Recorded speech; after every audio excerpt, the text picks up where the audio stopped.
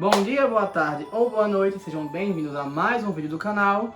Eu sou Cleiton Mo e hoje a gente vai falar sobre a química por trás das dobras em Avatar. Bem, gente, vê só. Dobras e subdobras, a maioria já entende como é que funciona, né? A pessoa vai lá, faz lá os movimentos e domina algum elemento. Mas o que de fato eles dominam, né? Porque se a gente parar para analisar, dominadores de fogo dominam raio também. Dominadores de água têm a flexibilidade de transformar água em neve ou água... Neve é quando normalmente o que mostra a maioria das vezes é Engel, por algum efeito específico, enfim. Mas neve ou gelo, né? Ou podem tirar água do ar também, entre outras coisas.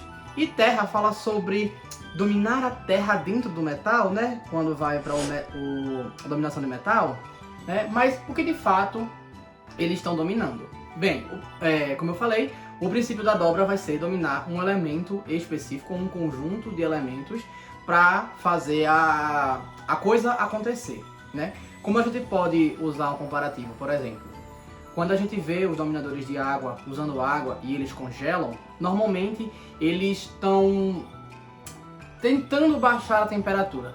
Mas se você para e pensa que eles vão tirar o calor da água para congelar, seria na verdade eles dominarem temperatura também, né? No caso, o calor, né? Só que se eles dominam o calor também, então teoricamente eles dominariam o fogo. O quê? Não acredito. Então não dá para usar esse princípio. E a maioria das vezes que eles vão dominar gelo, eles fazem coisas como tipo fechar a mão ou alguma coisa desse tipo e vão fazendo movimentos mais firmes, como se eles aproximassem as moléculas de água e fizesse com que ela saísse do estado líquido para o estado sólido, né? Já que a aproximação das moléculas, se a gente pega um líquido, afasta as moléculas, ele vai ficar gasoso. Se a gente aproxima as moléculas, ele vai ficar sólido. Aí você pergunta, então significa que eles podem dominar ar também? Bem, né? Vamos para uma segunda parte. Eu já falei da parte das moléculas agora e o princípio.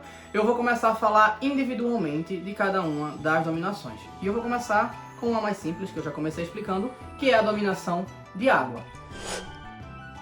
Como dá para entender, como eu falei agora há pouco, significa que eles dominam as moléculas de água, né? O H2O. Oxigênio e 2 hidrogênios bonitinho. Nesse princípio, a gente poderia falar que eles poderiam dominar também o vapor. E sim, teoricamente dominam o vapor. O episódio mesmo de Jato, Katara faz... E o assoprar dela, né? Ela consegue dominar ali o sopro dela para poder congelar a água, né? Para usar como se fosse assim. Vou usar essa daqui que tem a temperatura mais baixa para ajudar a congelar. Ou algum princípio voltado a isso, né? Só que elas vão dominar as moléculas dentro daquele vapor. Quando elas aproximam demais a molécula, elas ficam líquidas, como o Rama mostra tirando a água do próprio ar, né? Quando ela faz aquele negocinho nas unhas. Então, o estado, ela vai dominar o H2O, só que aí, quando ela aproximar para fazer a dominação, ele vai ficar em estado líquido, na maioria das vezes, né? Que vai ser a forma com que ela vai dominar. Por esse motivo, tem a dominação do pântano enevoado, né? A dominação de água do pântano enevoado, que é quando eles dominam a água dentro dos cipós, né? Dentro das plantas e, enfim, e outros corpos. E tem a dominação de sangue também, ou seja, todas elas baseadas em dominar o H2O presente em algum lugar, né? Sendo dessa forma, ela pode adaptar para uma dominação de planta, né? Por exemplo, né? E a dominação de sangue, que seria a dominação de ser vivo, vamos colocar assim. Aí vamos para a dominação de ar. Se a água tem um estado gasoso e no ar pode ter água, quer dizer, não tem água, né? Então quer dizer que a dominação de ar se baseia em dominar uma água só com as moléculas mais afastadas? Não. Corte rápido. Domina o quê? E quem sabe? Essa fica bem complicada dizer com certeza do que domina, porque se há separação, significa que eles não têm o mesmo princípio. Além do mais, o princípio da água é basicamente aquele negócio de fluir, que foi até o que o General Iroh desenvolveu o redirecionamento de raios e tudo mais, baseado nisso e aquela coisa toda. Mas o de ar não é baseado nisso, né? O de ar é baseado em, como é que diz? tentar moldar o ar de alguma forma, né? Como o Aang faz aquela bolinha, ou quando ele faz aquele furacão que ele usa de metralhadora, ou enfim, esse tipo de coisa, ele vai moldando ali.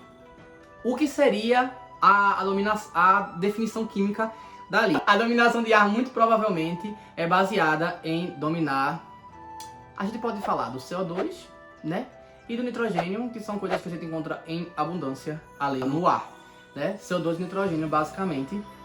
Sendo que, se a gente passar nesse princípio, se ele domina o CO2, ele pode dominar, e o nitrogênio ele pode dominar também proteínas, né?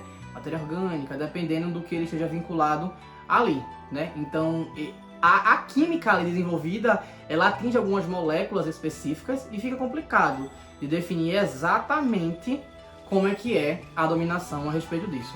A dominação de fogo,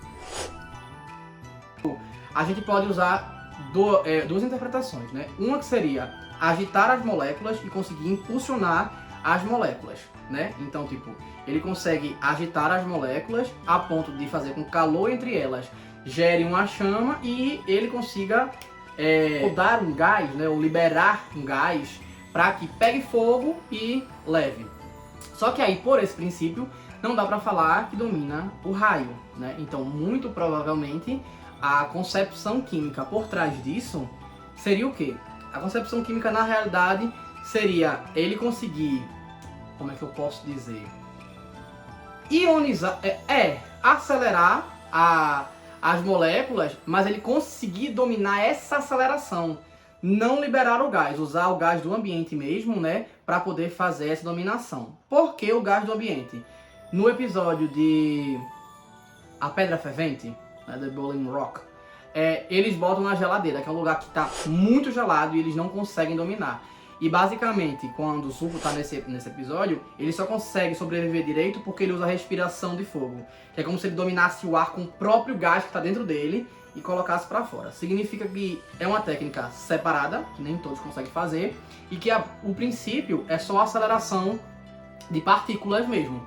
Essa aceleração de partículas para poder gerar o fogo é que a pessoa comanda. Essa aceleração vai poder gerar o atrito, vai gerar o calor e o próprio oxigênio do ar, ele vai entrar em combustão. Quando está muito úmido e muito congelado, o ponto de ignição, que é o ponto necessário para fazer a chama de alguma coisa, aumenta, né? Então, ou seja, a necessidade precisa de um calor muito maior para poder alcançar ali. Então, quando está fechadinho ali, o dominador de fogo vai ter uma dificuldade para dominar. E usando esse princípio que ele usa aceleração, é só ele fazer a percepção de quais aquelas moléculas que vão tender a virar cátions e quais aquelas vão tender a virar ânions. E aí, quando você percebe essas duas, você separa o cátion de um lado, o ânion de outro, e aí você pode gerar o raio, né? Porque você vai ajudar de polo, né? Então, para poder usar o raio. Por isso que logo em Aang são pouquíssimas pessoas que conseguem fazer e depois esse segredo é revelado e outras pessoas passam a usar. Então, provavelmente é usado essa lógica, né? E o episódio de Boiling Rock, né, na parte da geladeira, meio que comprova isso de alguma forma. Agora, o de terra, para mim é o mais difícil de conceber sobre a química por trás de terra. Porque, primeiro, a areia, ela é medida, ela não é um composto em si. Eu não ouvi o que eu ouvi? Ela vai ter muita sílica, mas ela vai ter várias coisas lá. Ela vai ter sais, e esses sais eles vêm de uma origem metálica que foi ionizada, né? Então, assim, seja cátion, normalmente vai ser cátion. Ânion é quando é a metal, mas também vai ter, então vai ter cloreto, vai ter outras coisas. Então, de fato, o que danado é que o dominador de terra domina. Fala-se que a dominação de metal é baseada nos pedaços de terra que tem dentro do metal, né? Só que tem alguns problemas envolvidos nisso aí, né? Por quê? A platina pura a gente não vai conseguir dominar, né? Porque provavelmente é a questão dos metais nobres, né? Ouro, prata e... cobre, prata e ouro, né? 29, 47, 79. E aí tem os anteriores, né? Aí substituem, né? Que é paládio, platina, níquel, paládio e platina. Esses três. Então, provavelmente eles usam essa referência porque são metais que não são tão difíceis de encontrar quanto os outros três e que eles são encontrados numa coisa quase pura realmente na natureza. Faz essa referência. Só que não necessariamente ele vai ter lá sílica, por exemplo, se a gente usar o princípio como sílica. Eles vão ter óxidos, né? Aí se você para que domina óxido, a água teoricamente também pode ser considerada um óxido, né? Então dominaria também. Já fica meio estranho.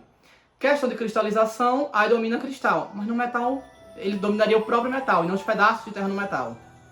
E aí também fica difícil. A parte da terra é muito complicada de dizer aonde que ele dominaria, como dominaria, qual seria a coisinha, quais são as coisas que a gente pode esperar. Porque todos os outros seguem uma lógica. Por exemplo, na dominação de terra, quando vão dominar lava, eles aceleram a partícula dali da terra para poder gerar a lava. Só que a lava ela é composta principalmente de metais. Tudo bem, tem enxofre também, tem compostos que são com enxofre, mas também tem ferro, tem magnésio. Então, então não domina como é que diz? O pedaço de terra no metal. Ele domina o metal, mas talvez alguns metais específicos.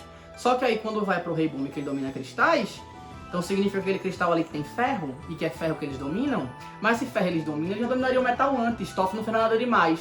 Para a gravação. E aí, vai ficar o questionamento a respeito disso, de qual é o composto de fato que eles dominam. Eu prefiro votar que seja na sílica, que eles realmente controlem a sílica, e a sílica presente em outras coisas, né? Porque aí pelo menos pela areia, na dominação de areia, já ia ter uma justificativa. E antes que você fale que sol de terra é confuso, a água também tem a parte de purificação dos espíritos, mas isso é baseado na mitologia celta e na mitologia eslava também. Dois povos que acreditavam que a água era uma coisa muito mágica e que tinha poderes de purificação, de conhecimento, armazenamento de memórias, entre outras coisas. Então, usar a dominação de água para purificar um espírito é uma coisa que alguns povos antigos falavam também. Então, provavelmente é uma referência a essa questão, que aí já não é necessariamente química na coisa. Mas se a gente considera que a água é um solvente natural, então é o solvente natural e é o mais abundante, então assim, natural não, universal. Universal que fala? Agora eu tô na dúvida. Mas enfim, e aí, como a água dissolve muita coisa, né, um solvente já assim, potente, a gente pode dizer que ele tipo assim, lava, né, que ele lava ali a maldade do espírito, né? E assim acaba purificando. Talvez seja essa a lógica. Enfim, eu espero que tenham gostado. Então curtem, comentem, compartilhem e se inscrevam no canal. Valeu!